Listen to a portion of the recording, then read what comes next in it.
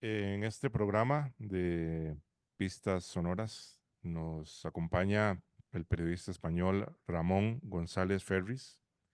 Él es oriundo de Barcelona, editor, periodista, columnista en medios de comunicación españoles, principalmente en El Confidencial, y también es autor de varios libros como La trampa del optimismo, Cómo los años 90 explican el mundo actual, que salió en 2020. 1968, El nacimiento de un mundo nuevo, de 2018, y La revolución divertida, de 2012.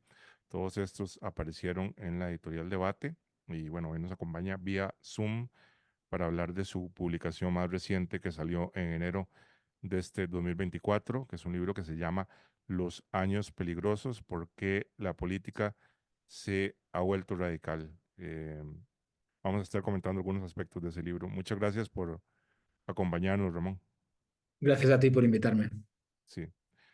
Bueno, lo primero que me interesaba preguntarle es que usted habla en la introducción del libro que hay una especie de consenso que, bueno, yo diría desde Latinoamérica, que es más propio de los países europeos, evidentemente, que es un consenso que se rompe con la crisis económica del 2008, donde hay como esta alternancia entre partidos socialdemócratas que quizás en algún momento estuvieron identificados con el socialismo, pero que bueno, eventualmente aceptan la economía de mercado, como en Francia, como el mismo PSOE en España, y partidos de la centro derecha tradicional, de la democracia cristiana, ¿verdad? Y ese equilibrio, como decía antes, se rompe en el 2008 y se dan nuevos fenómenos políticos que hemos visto en la última década, pero a grandes rasgos, usted en el libro, en la introducción, dice que no quiere sobreutilizar la palabra populismo, ya sea populismo de derechas o populismo de izquierdas. Entonces me interesaría eh, que nos diga por qué prefirió abordar este tema sin anclarse tanto en este concepto de los populismos, si es porque es un tema o un término muy manoseado o que se ha diluido un poco. El consenso del que usted habla, que creo que es cierto, que empieza en la mayor parte de Europa después de la Segunda Guerra Mundial y en España empieza más tarde porque la democracia en España empieza a finales de los años 70, había sido muy funcional. Es decir, por supuesto, en la democracia había legítimos disensos grandes, a veces eran democracias muy crispadas. La democracia española había llegado a cotas muy grandes de enfrentamiento democrático entre los dos grandes partidos, pero si uno lo mira con perspectiva, funcionaban. Funcionaban tanto que algunos de sus críticos lo que decían es que al final esas dos grandes corrientes ideológicas, la socialdemocracia y la democracia cristiana, se habían acabado pareciendo mucho, ¿no? Es decir, que en realidad no había una gran discrepancia en el modelo social entre ambos. Tal vez la socialdemocracia, por supuesto, ponía más énfasis en cuestiones morales más progresistas, sin duda. La democracia cristiana era más conservadora en esos aspectos, pero a partir de los años 90 empieza a existir la sensación de que en realidad esos dos partidos que se van alternando en Alemania, en Francia, en España, en realidad no se distinguen tanto.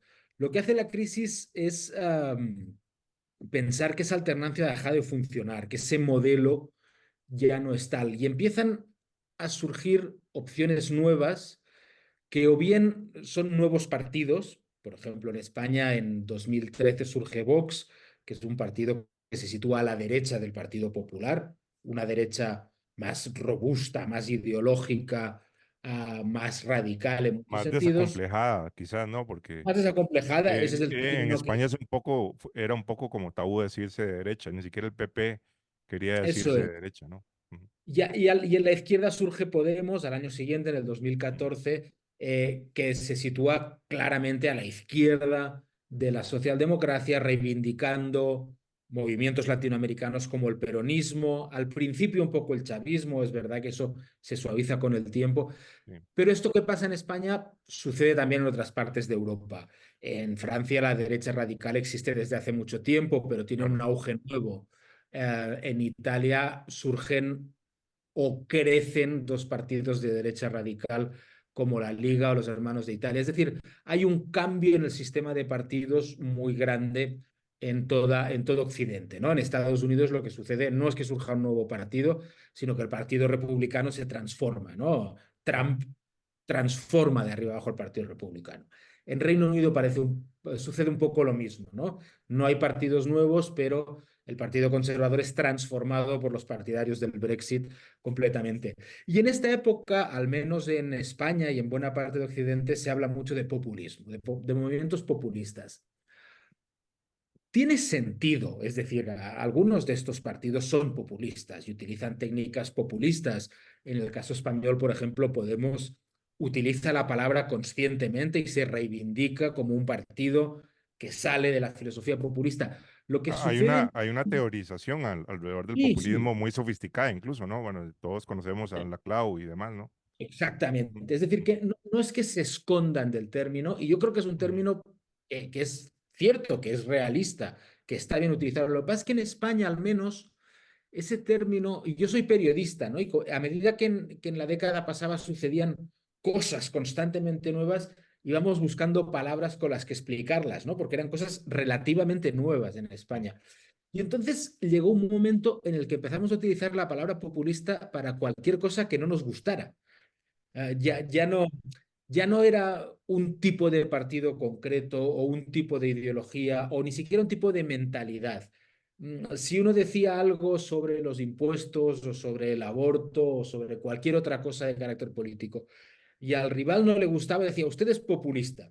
De modo ujú, que creo que hemos gastado la palabra, hemos quemado la palabra y ya no sirve para definir exactamente un movimiento que creo que es reconocible, tanto a izquierda como a derecha, sino que en el debate político español ahora sirve como insulto genérico para cualquier propuesta que no nos guste. claro.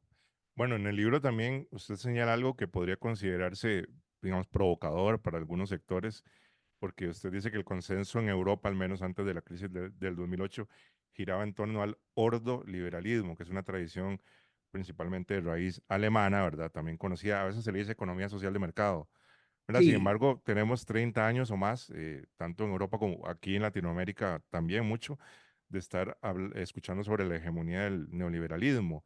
Entonces sería interesante como explicar por qué, a diferencia de los países anglosajones, en Europa prevaleció más como el ordoliberalismo que un liberalismo económico más al estilo de los seguidores de Hayek o más laissez-faire, más thatcheriano, si se quiere, ¿no? sí. Eso tenía un poco de elemento de provocación, ¿no? Porque también en Ujú, Europa, sobre todo los críticos de izquierda, hablan constantemente en contra del neoliberalismo. Y es una palabra al final que incluso quienes no nos gusta la acabamos utilizando porque es un buen resumen, digamos, nos ahorra tener que definir todo el sistema. Lo que pasa es que en Europa siempre he pensado que esa palabra no se ajusta al modelo europeo.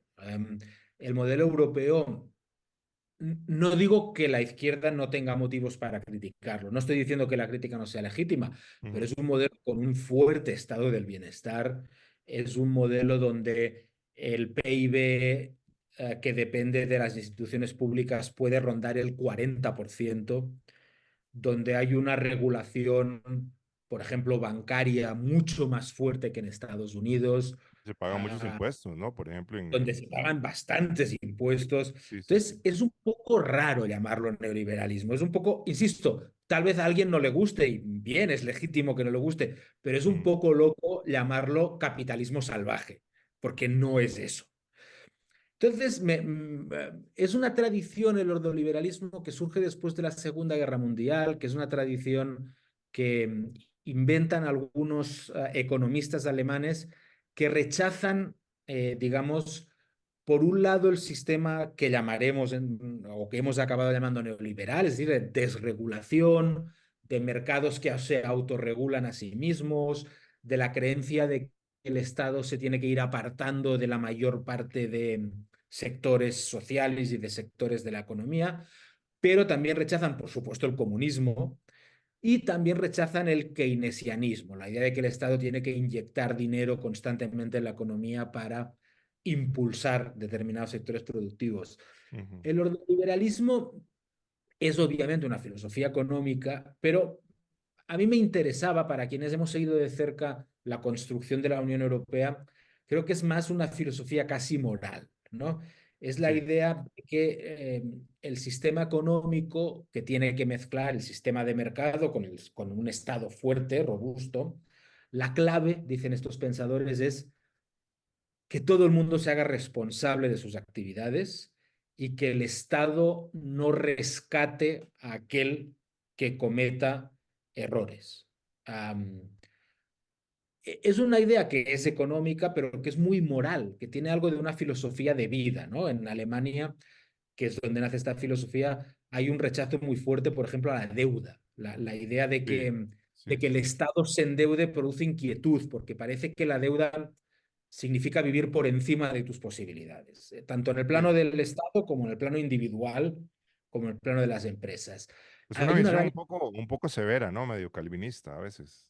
Sí, sí, Ujú, podríamos remontarla a las ujú, teorías que dicen que el capitalismo nació del protestantismo, ¿no? Que era una emanación de una visión austera, eficiente, rígida de la vida, ¿no? ujú, Hay una cosa que vimos mucho en los países del sur, que yo creo que cometieron muchos errores, España cometió muchos errores con una crisis, una burbuja inmobiliaria muy grande, un gran endeudamiento. A veces en España ah, costaba entender la postura alemana en las negociaciones dentro de Europa de si ustedes se han equivocado, tienen que pagar. A veces en España se veía como una forma de crueldad innecesaria ujú, y creo que al menos en una pequeña parte lo fue. Pero desde el punto de vista de esta tradición alemana, no era crueldad, era los seres humanos solo aprendemos las lecciones mediante un cierto sufrimiento o un cierto castigo. Entonces, el ordoliberalismo, incluso si usted habla con alemanes, le dirán, bueno, eso ya no existe, eso ya no pensamos en esos términos, pero yo sí creo de verdad que es una filosofía que desde Alemania se ha ido extendiendo a buena parte de Europa, que, que no tiene la rigidez que podríamos parodiar del calvinista, pero sí creo que al final, puestos a definir el sistema de alguna manera, creo que el sistema europeo se define mejor como ordoliberalismo. Ordo es la palabra latina que significa orden, es decir, un liberalismo ordenado, ujú. que neoliberalismo. Claro. Que también en el libro usted traza otro paralelismo, ¿no? Que cuando habla del Tea Party, que emerge, ¿verdad?, durante el primer mandato de Barack Obama, esto es finales de la primera década de este siglo. Es un movimiento republicano de derecha con un fuerte componente de personas de mediana edad, personas mayores también, ¿verdad? Optando por posturas muy libertarias en lo económico, antiimpuestos y demás, muy conservadoras en lo social. Y por otro lado, bueno, está el famoso 15M de España, que es un movimiento que es casi que de su contrario del Tea Ujú. Party. Es un movimiento inicialmente percibido como muy juvenil, ¿verdad? Con todas las acampadas en la Puerta del Sol que todos Yes. vimos en las noticias alrededor del mundo, denunciando el deterioro social provocado por la crisis. Entonces, bueno, a mí este paralelismo eh, también yo podría considerarlo provocador y creo que mucha gente lo podría Ujú. encontrar bastante provocador, dado que usted mismo aclara en el libro que estos movimientos son muy diferentes en términos, obviamente, de composición ideológica y sociológica. Pero bueno, sería interesante que usted nos explique por qué podría existir una relación entre los dos, cuál es la conexión que usted hace. Bueno, que usted lo explica en el libro, pero tal vez así de manera general no lo Sí, diga. yo creo que ambos movimientos surgen, yo creo que de un miedo profundo que atenaza a los occidentales, a los europeos y estadounidenses, que es la posibilidad de que la clase media, que siempre había sido un poco el emblema de la salud democrática, el emblema de la salud económica, esta Ujú, clase media asalariada, que no era rica, pero podía tener una casa en propiedad y podía ujú, tener un coche e ir de vacaciones y dar una educación a los hijos. La sensación de pánico que muchos sentimos tras la crisis de que esa forma de vida podía terminar, ¿no? Desde que estábamos condenados la clase media a una forma de precariedad que atribuíamos a clases más bajas, ¿no? Am, y en España en particular existía un relato desde un poco desde la segunda mitad del siglo XX, desde los años 60, de que, de que los hijos de la clase media siempre viven un poco mejor que sus padres. Era una cosa que de algún modo habíamos asumido como algo natural, ¿no? Pues si Era tu como el padre... pacto social de la transición, Exactamente, incluso, ¿no? exactamente. Mm, Era un pacto social a veces implícito, a veces explícito, pero que era como la especie de el contrato que de una manera tácita todos habíamos firmado. Por supuesto mm, habrá problemas, por supuesto habrá crisis, pero si al final es cierto que nuestros hijos vivirán un poco mejor que nosotros, del mismo modo que nosotros vivimos un poco mejor que nuestros padres, el contrato social funciona.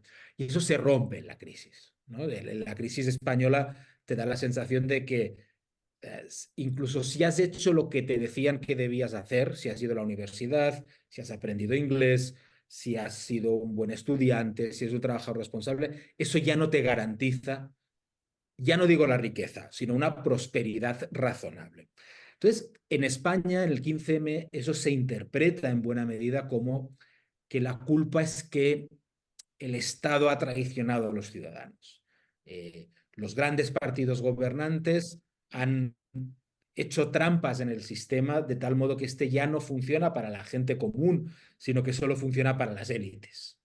El Estado, en lugar de ser una red de seguridad que nos ayude en malos momentos, ha dicho, eh, se ha ido retirando, ha ido recortando servicios públicos y ya no ofrece esa red de seguridad con la que contábamos. El Tea Party creo que surge de un miedo parecido, pero la lectura que hace es exactamente la contraria. Lo que dice claro. es, el problema es que vivimos en una sociedad en que el Estado se inmiscuye en nuestras vidas constantemente, nos dice lo que tenemos que hacer y en un momento de crisis está rescatando a gente que no merece ser rescatada. Si tú te metiste en una hipoteca que no podías pagar, no debemos mutualizar ese coste. Tú tomaste esa decisión, tú debes pagarlo. Entonces, son dos lecturas totalmente contrapuestas de la crisis, también Ujú, que creo que ejemplifican muy bien las diferencias filosóficas de fondo entre Europa y Estados Unidos. Es decir, en Europa claro. hay una fuerte corriente, no diré anticapitalista, pero sí una fuerte corriente de que el Estado debe ser muy robusto y protegernos y solventarnos los Hay problemas. más escepticismo ante la idea de un mercado completamente desregulado, es lo que podríamos decir. Totalmente, Ujú, totalmente. O en todo caso, que en los momentos de crisis profunda hay que olvidarse de el sistema de mercado y de los moralismos y el Estado debe salir a rescatarnos sin buscar muchos detalles de qué nos ha llevado a este sitio. Entonces, esas dos respuestas son contrapuestas, pero en el fondo creo que responden a ese mismo miedo, el miedo ujú. de que el relato de la clase media haya terminado y surgen al principio ambos movimientos de una manera muy desjerarquizada, son espontáneos, es gente que se organiza en Facebook o en Twitter, que también son una novedad en ese momento, o una relativa novedad, Sí, de que su objetivo tampoco en ese momento es hacerse con el poder ni presentarse a las elecciones, sino expresar esta ira y este miedo que estamos diciendo. Pero los dos también tienen en común que muy pronto los partidos políticos entienden que deben capturar esos movimientos para convertirlos en algo electoralmente rentable. sí que respecto a eso y un poco refiriéndose a la reacción de la izquierda española ante la crisis del 2008, usted discute cómo tanto el 15M en España, que eventualmente estaría relacionado con la fundación de Podemos como partido político, como en Estados Unidos el movimiento de Occupy Wall Street, eh, aunque no se pretende adoptar una interpretación así como muy cínica, sugiriendo que las personas que estaban detrás de estos movimientos no tenían una preocupación genuina por las consecuencias sociales de la crisis, pero usted indica que sí hubo un elemento en ambos, digamos, en el que este descontento fue aprovechado por algunas personas para encontrar nuevas formas de acceder a una élite a la cual sentían que tenían derecho a pertenecer, ¿verdad? Y esto se vuelve más complicado también debido a la competencia creciente en un contexto como el que usted cita, a Peter Turchin, ¿verdad? Que él ha teorizado sobre lo que llama sobreproducción de élites en el primer mundo. Entonces, muchas personas que en otra época de la historia, unas décadas atrás, hubiesen tenido la educación y las oportunidades para unirse a las élites económicas, culturales o políticas se encuentran excluidas también debido, bueno, a la crisis económica, pero una competencia feroz. Entonces, ¿cómo podemos entender esto? En España, la crisis económica sucede en un momento, digamos, como decían, que se rompe el relato de que si tú has estudiado y has hecho lo que tus padres te indicaban que debes hacer, te va a ir bien. Es decir, hay una crisis económica que rompe ese relato.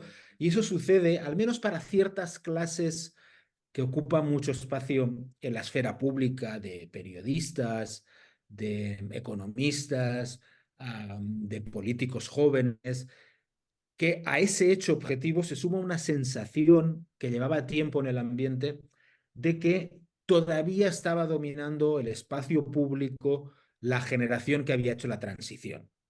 Es decir, la generación que llegó al poder, pongamos, a principios de los años 80, Ujú, a la que ujú, los españoles estamos agradecidos porque hicieron una transición desde la dictadura a la democracia, modernizaron el periodismo, modernizaron la edición, internacionalizaron el país, lo metieron en Europa. Muy bien, decía la gente, está muy bien, muchas gracias, pero esa gente sigue gobernando y sigue monopolizando los espacios de poder público, no ujú, solamente el poder político, sino el poder periodístico, literario, intelectual, etcétera. Entonces, en ese momento se juntan las dos cosas. Hay un montón de gente de 30 años o de 35 años frustrada, insisto, doblemente por la crisis económica y por la sensación de que lo que en España llamamos un tapón generacional impide ocupar lo que por tu preparación intelectual o tu preparación económica, académica, te mereces.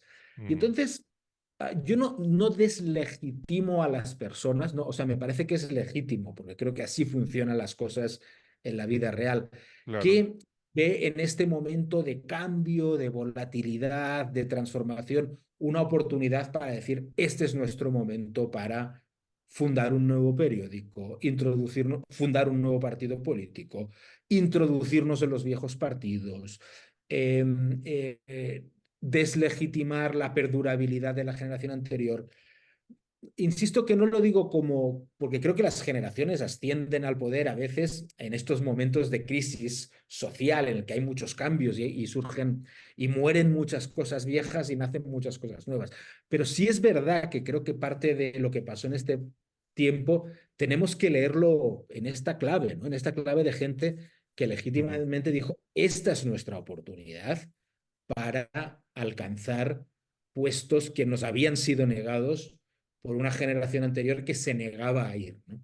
Entonces, si vemos esta crisis como fruto de los errores de esa generación, estamos doblemente legitimados para ser nosotros quienes ocupemos ese espacio.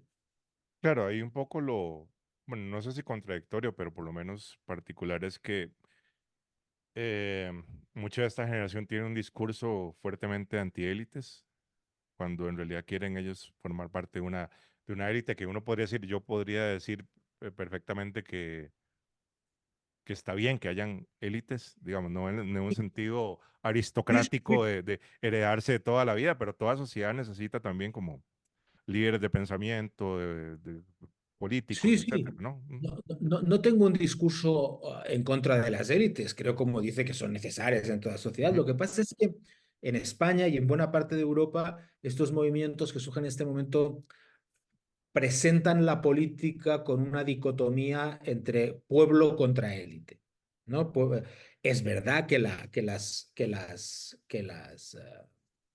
las desigualdades han aumentado en ese momento en Europa, es cierto, ha aumentado la desigualdad económica, es un hecho. ujú, Los salarios se han estancado, ha subido el piso de los apartamentos. Hay razones sobradas para pensar que sí hay una desigualdad social mayor, pero lo cierto es que las personas que muchas veces dicen encarnar las quejas del pueblo en realidad proceden de las élites tradicionales, es decir, ujú, no son hijos de la clase trabajadora, no son desposeídos, no son gente, sí es gente que sufre la crisis, pero no en sí, forma sí, sí, sí. de ah, carencias materiales extremas, de hambre o de desahucio, sino Exacto, sí, sí. sí, no digo que no la sufran, pero es gente que procede de la universidad, que es verdad que en España no está muy bien pagada, pero evidentemente no es la clase más baja de España si eres profesor universitario. Ujú, Muchos de ellos son hijos de otros políticos, sí, muchos proceden de los tradicionales movimientos activistas de clase media.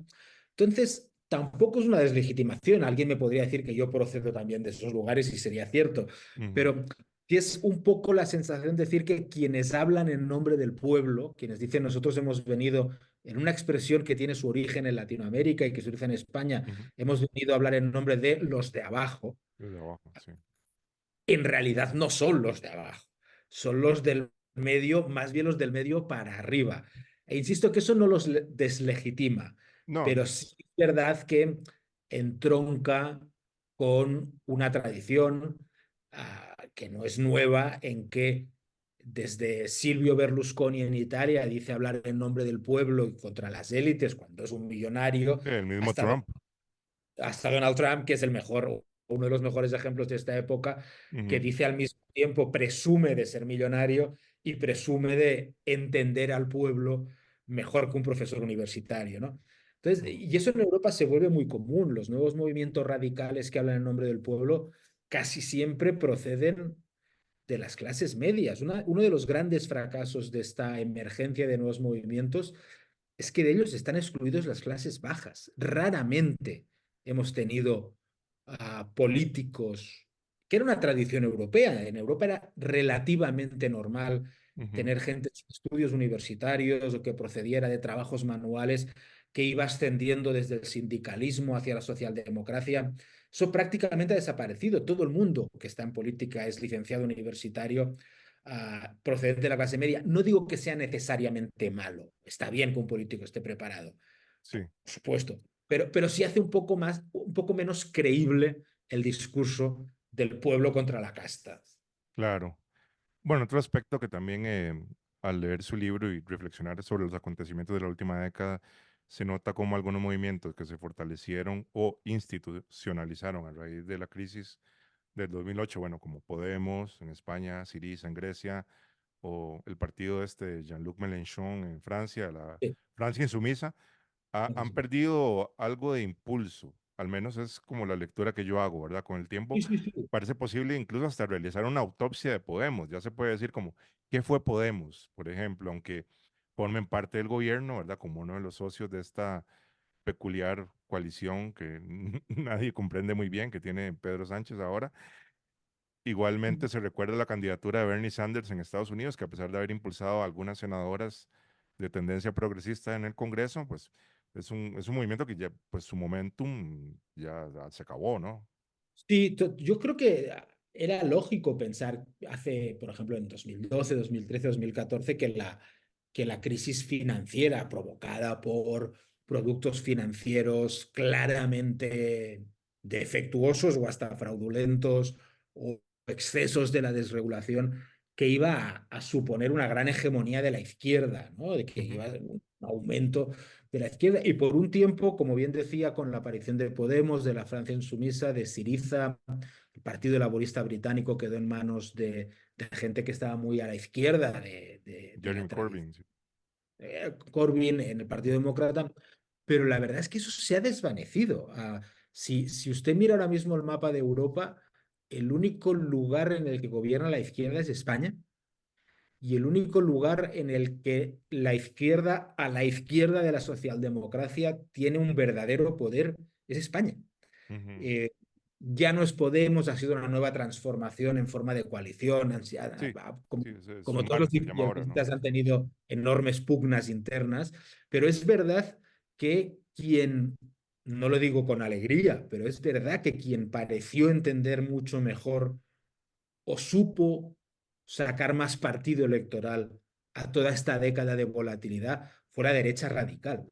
Sí, Sea paradójico o no, ahora es la derecha radical quien gane elecciones o no, y en muchos casos no las está ganando, en muchos casos en Europa siguen gobernando partidos tradicionales, es quien está creando el marco ideológico de algún modo en el que nos estamos moviendo, ¿no? Que es el marco de la seguridad, el marco de cerrarse un poco ante lo foráneo, ante lo de fuera, Sí, mucho énfasis, el tema migratorio es muy...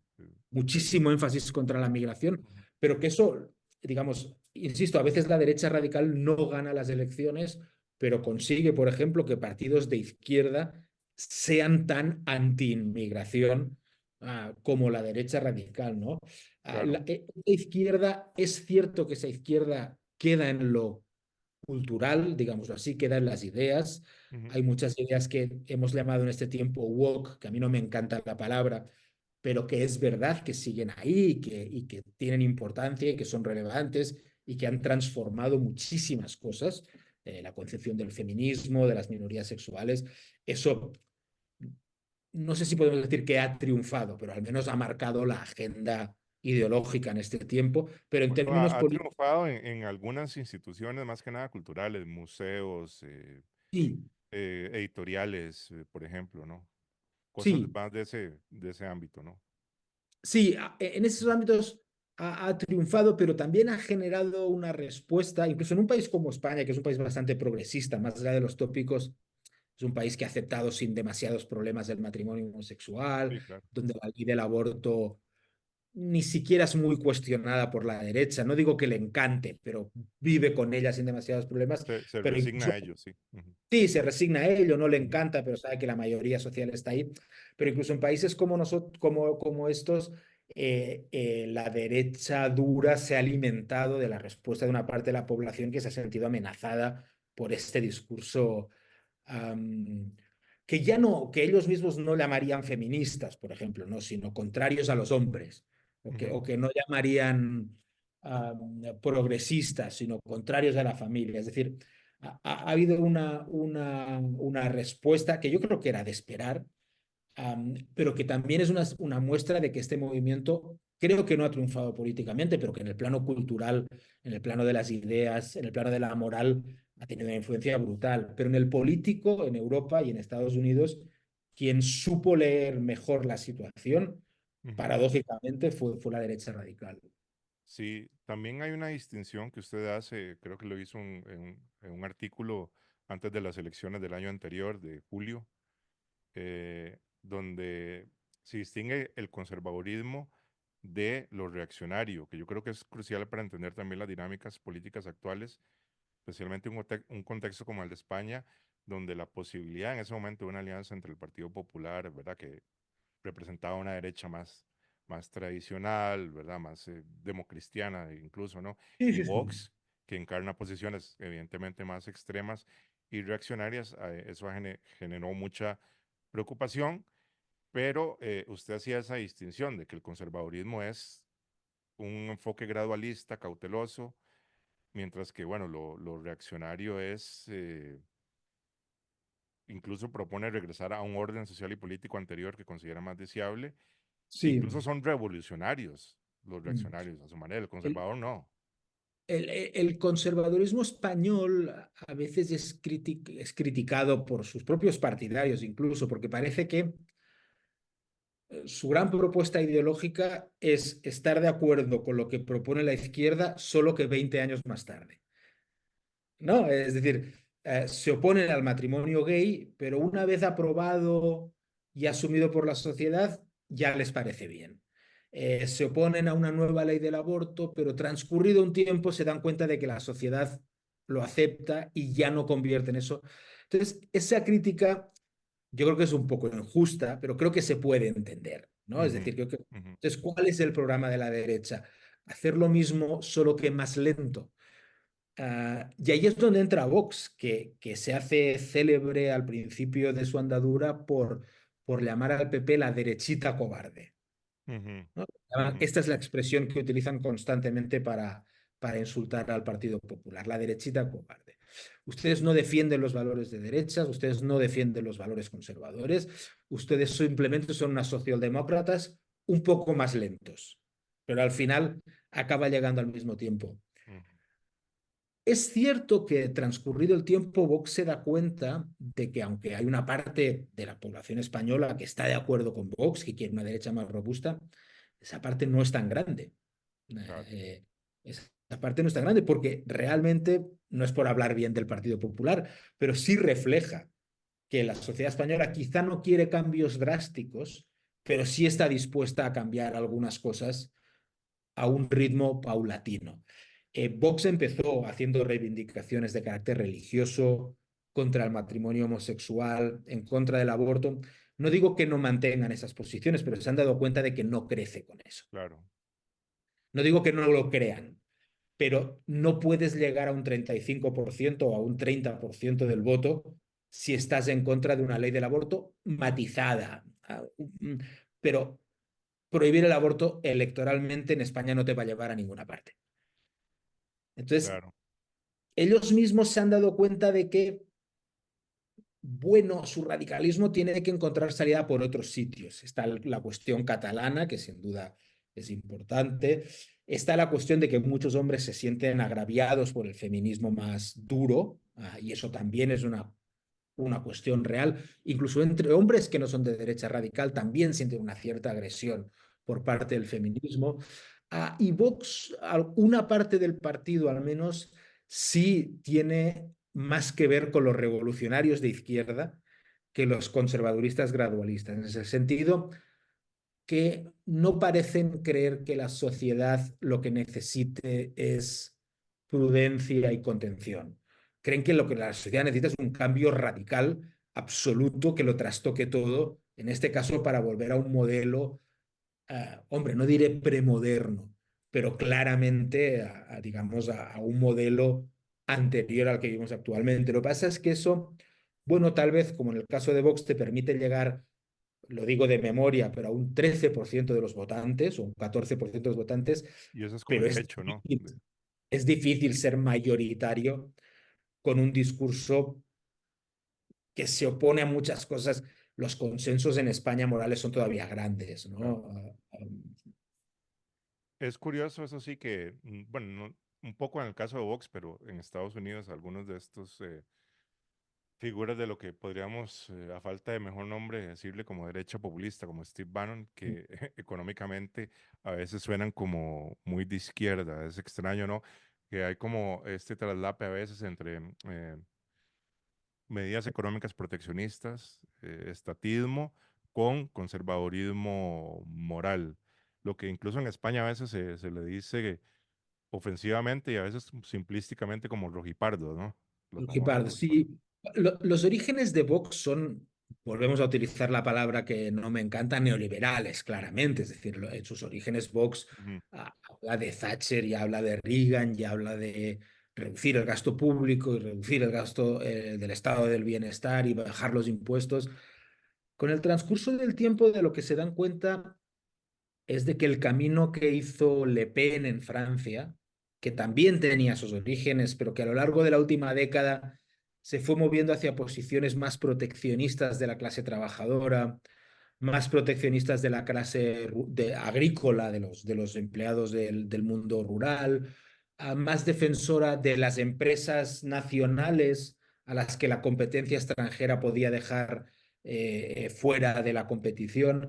Vox ahora mismo está en esa lucha interna, es una lucha filosófica que es de las más interesantes ideológicamente en España ahora mismo, porque una parte del partido sigue siendo fiel a la idea, digamos, neoliberal, y Ujú. una parte cree que si no abraza a los perdedores de la modernidad, a los hombres que han perdido su empleo industrial, a los trabajadores agrícolas que ganan poco dinero porque los supermercados les compran sus verduras con muy poco margen Sí. o que compiten contra productos importados de Marruecos o de otros lugares, um, están en ese camino, pero en el caso español es un camino cruento. Ellos mismos no están de acuerdo en cómo deben hacerlo. Pero es evidente que Trump en ese sentido ha marcado mucho la línea de lo que estos partidos dicen defender. Está lleno de incoherencias. Es decir, si Trump gobernara Estados Unidos, haría un montón pondría un montón de aranceles comerciales contra los productos agrícolas españoles. Es decir, que es una política que nos perjudicaría, pero que retóricamente las políticas de protección, de seguridad, de soberanía, ¿no? Entonces a veces se habla de los españoles debemos mantenernos de ser soberanos con lo que comemos, ¿no? No tenemos que depender de nadie. Bueno, Ujú. eso es imposible, pero es un discurso que resulta muy atractivo en un momento en que se da mucho más énfasis a la seguridad, al nacionalismo, al rechazo a lo que procede de fuera. Pero como digo, es un discurso que yo creo que sin duda atrae a una parte de la sociedad, pero creo que es difícil que sea mayoritario en un país como España. Y de hecho, en países como Francia vemos que Le Pen también lo está suavizando porque cree que puede ganar las elecciones y cada vez se parece más a un partido de derecha tradicional.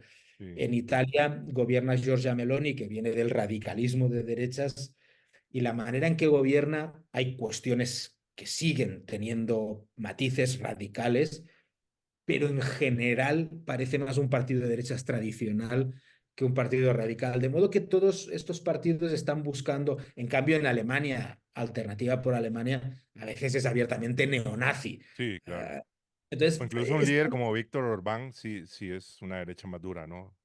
Y sí, religiosamente conservadora.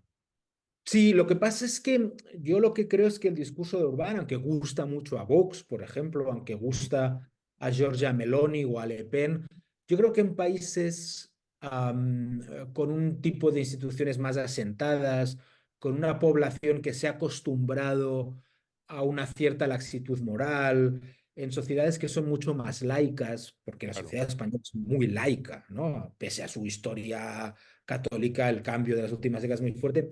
Creo que aunque para estos partidos tenga un cierto atractivo, es muy difícil ahora un discurso como el de Orbán de decir las mujeres deben estar en casa trabajando o la función principal de la mujer es tener hijos o mm, hay que ser necesariamente cristiano. Son cosas que incluso para un español de derechas piensa, bueno, sí, no me parece mal, pero claramente no es lo que demanda la sociedad.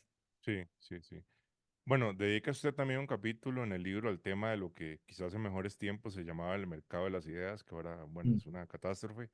Y habla un poco sobre el tecnooptimismo con el que empieza la década de los 2010, primavera árabe, etcétera, esa época en donde creíamos que Twitter iba a derrocar las dictaduras y demás entusiasmos exagerados que suceden cuando el tecnooptimismo pierde su autoconciencia y bueno, terminamos la década con un panorama más sombrío.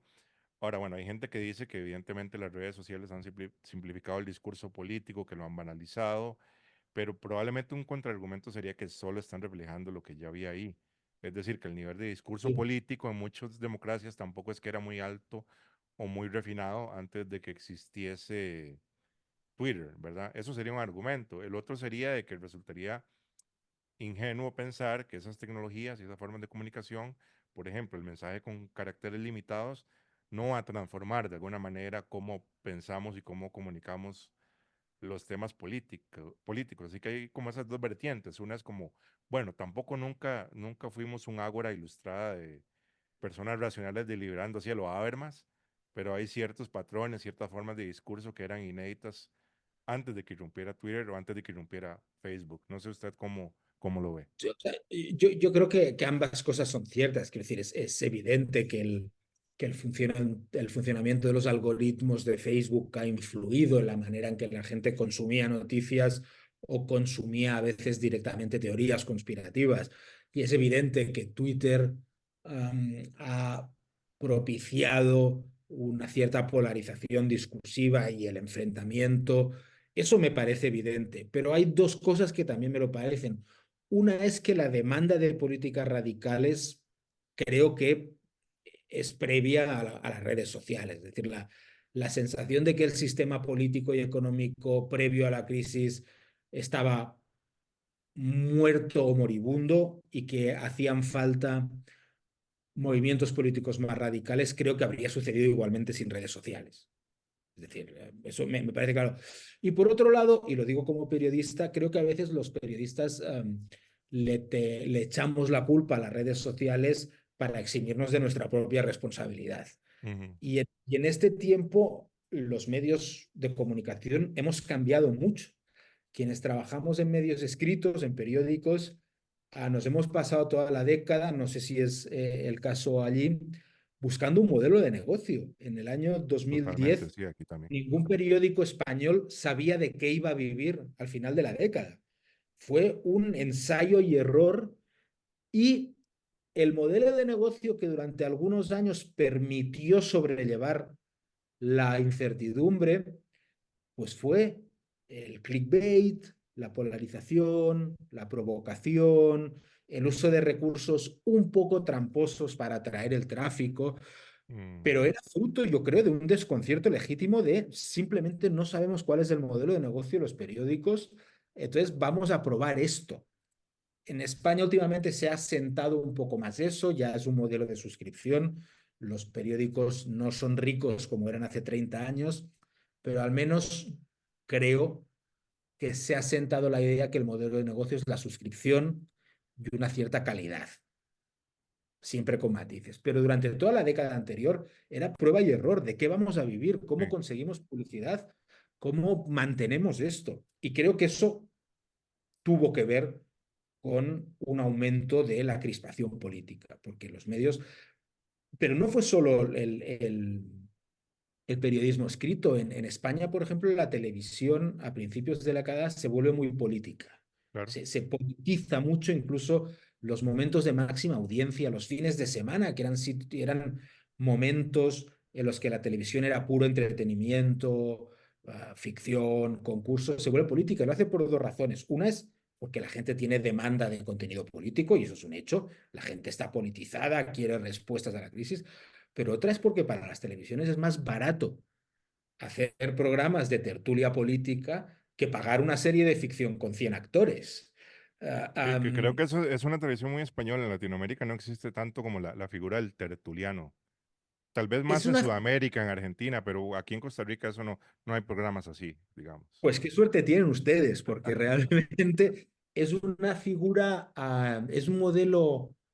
Yo creo que esto es discutible, pero yo creo que se impone porque es barato. Es decir, crear una mesa en la que cuatro personas con cuatro puntos de vista distintos discuten, Sí, ah, es muy barato y con el tiempo esa figura, la del tertuliano, llega a cotas de imaginación y crispación retórica que realmente lo convierten en un buen espectáculo, pero en el sentido en que el circo romano era un buen espectáculo. Es sí, decir, sí, se vuelven se caricaturas de sí mismos incluso, ¿no? convierte en una caricatura, ya no hay un verdadero diálogo discrepante, sino que es una especie de espectáculo casi pautado, donde uno es paródicamente de derechas y otro es paródicamente de izquierdas. Pero eso es importante en España. Digamos, la política no la manejamos los columnistas de opinión, que sí, nos leen unos cuantos miles de personas y Claro, tenemos influencia, pero quien realmente decide o quien realmente transmite las grandes consignas ideológicas a partir... Es una tradición larga, pero que en esta época se refuerza porque las televisiones tienen menos dinero y esto es muy sí, barato.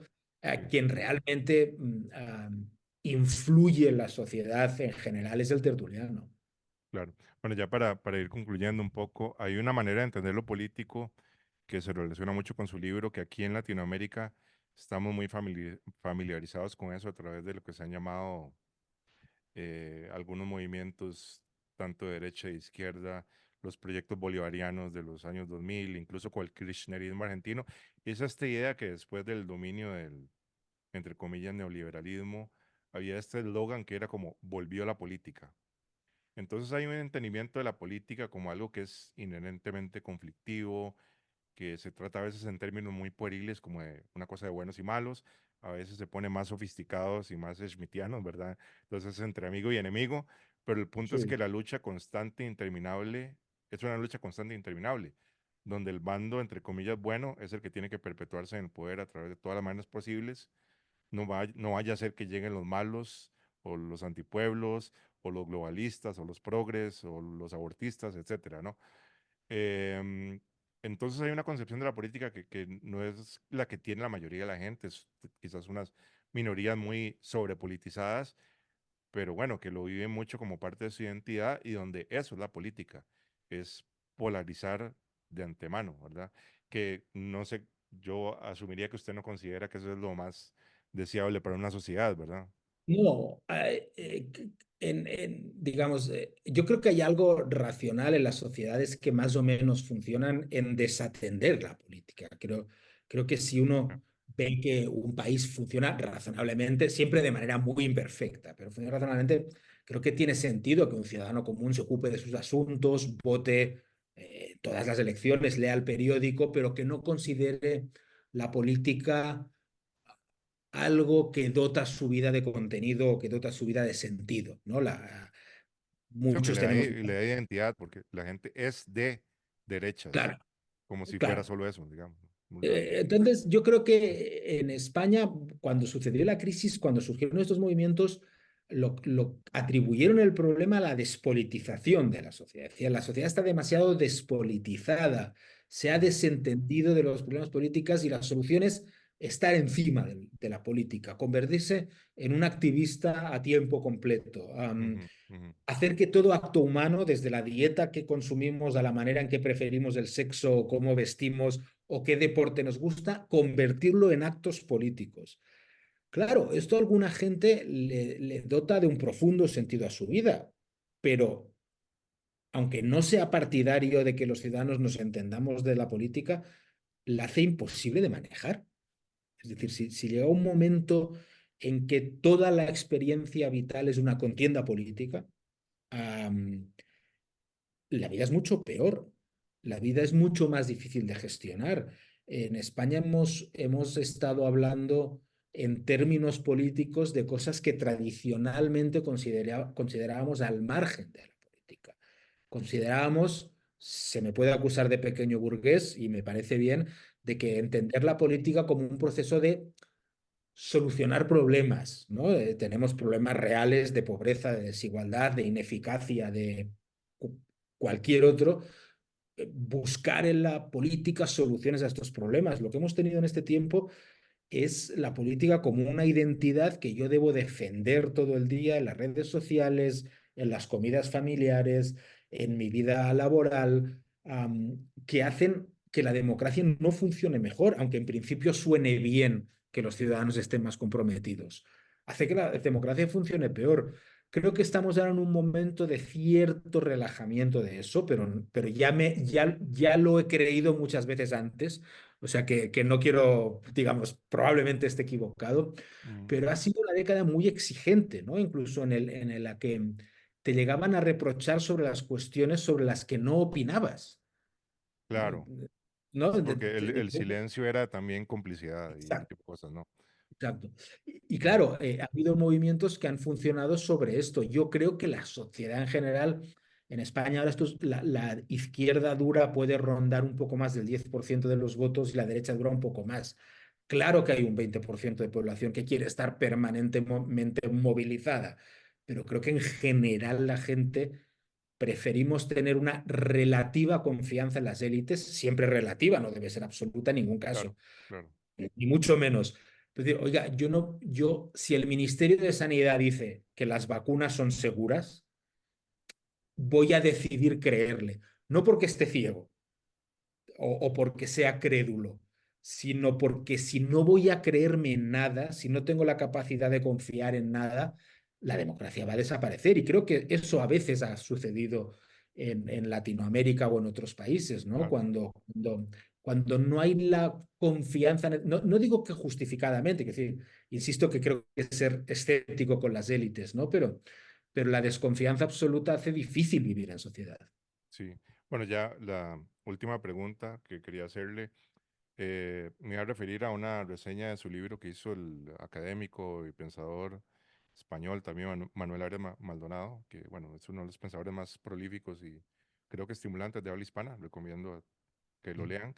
Él decía que usted generalmente tiene el tono de sus artículos y de sus libros anteriores, era un tono como más, como escéptico, ¿no? Como poco dado al alarmismo, digamos, era una voz moderada, pero que en en este último libro, los años peligrosos, sí se nota más una preocupación. Y creo que en la conclusión del libro, en la última frase, usted plantea la pregunta, ¿será el nuevo mundo que está surgiendo necesariamente más autoritario, menos libre, más controlado y menos plural, mi respuesta tentativa es que sí. Bueno, claramente no es una conclusión muy alentadora, pero quería preguntarle si desde que escribió el libro hasta ahora mantiene usted esta postura. Hoy algunos brotes verdes, no para optimismo, que ya sería pedir mucho, pero por lo menos una visión menos sombría, ¿no? Yo creo el debate español como el de cualquier otra democracia, digamos en general, la gente toma un bando u otro. Yo tomo mi propio bando y si yo tuviera que definirme ideológicamente, creo que estoy en el lado más centrista de la izquierda. Creo que más o menos ese sería mi lugar, pero es discutible. Para alguna gente soy directamente una persona de derechas, me da un poco lo mismo. En todo caso, Sí. sí pienso, me interesa mucho más defender la solidez del sistema que luchar porque gano el centro derecha o el centro izquierda. No digo que me dé lo mismo, pero para mí es mucho más importante la salud de la democracia que quien gobierne en ella si las cosas funcionan. Y en ese sentido sí creo que el sistema está empeorando y se está degradando.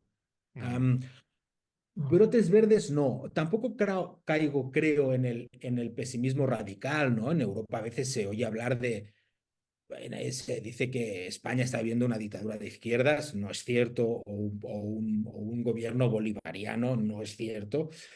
O que Am, estamos, que el liberalismo, entendido filosóficamente, no económicamente, va a desaparecer también. no, Ujú, lo que sí creo, y es el énfasis que hago en el libro y en todas las conversaciones que tengo alrededor del libro, es que sí creo que estamos entrando en un periodo en el que se está haciendo una interpretación un poco más autoritaria de la democracia. Es decir, sí creo, no vamos a dictaduras, ni siquiera vamos al modelo húngaro en un país como España o como Francia o como Italia, no lo creo, pero ujú, sí es verdad que creo que algunos rasgos que caracterizan a la democracia, como la separación de poderes, como el pluralismo, como la defensa de las minorías, creo que se están erosionando fuertemente, pero no necesariamente porque tengamos una élite malvada, aunque parte de ella habrá, sino porque creo que la sociedad está demandando políticas más autoritarias. Creo que existe una sensación creciente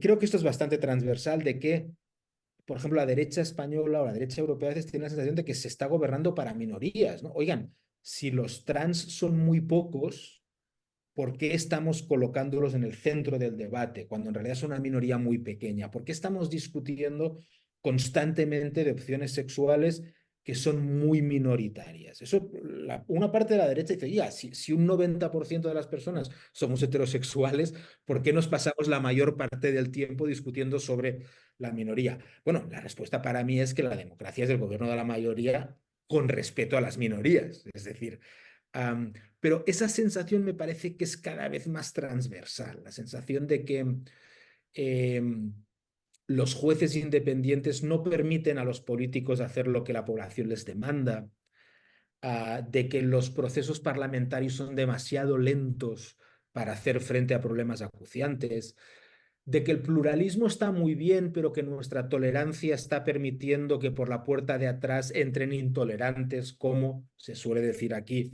inmigrantes de países islámicos. ujú. Es decir, creo que hay una visión muy, muy compartida, no de que la gente prefiera una dictadura, no de que la gente, nada parecido, pero sí hagamos democracias más autoritarias. Y me temo que sí vamos hacia eso. No soy apocalíptico, pero sí creo que entramos en un periodo donde las sociedades creo que prefieren versiones un poco más cerradas, más seguras, menos expuestas al riesgo de la democracia. Claro, bueno, acá en Latinoamérica es otra cosa, hay un retroceso democrático mucho más pronunciado en Nicaragua, en Venezuela, en muchos otros países, a pesar de eh, toda esta democratización de los años 90, 2000, creo que se ha retrocedido mucho, pero igual pues todavía algunas democracias ahí se mantienen. Costa Rica es una democracia liberal, Claro. todavía con sus problemas y con la figura del presidente, que es bastante iliberal en muchas cosas, ahí sigue a flote, pero pero Pero yo claro, no, para estándares europeos yo entiendo su preocupación, ¿verdad? Evidentemente. por ejemplo, Mm, en Europa ahora se ve con mucha atención, sobre todo por parte de la derecha, el caso de El Salvador, ¿no? Que no me atrevo a juzgarlo porque no, claro, pero mucha gente de la derecha dice, oiga, este señor ah, sí. arregla Ujú, problemas que preocupan a la gente, un 80 o un 90% está de acuerdo, no me venga usted con el respeto a unas minorías que igualmente son en muchos casos violentas. ujú. No creo que en Europa lleguemos a eso, ni mucho menos, pero es un modelo atractivo para una parte de la población. Sí, sí, sí. Lo es. Bueno, claro.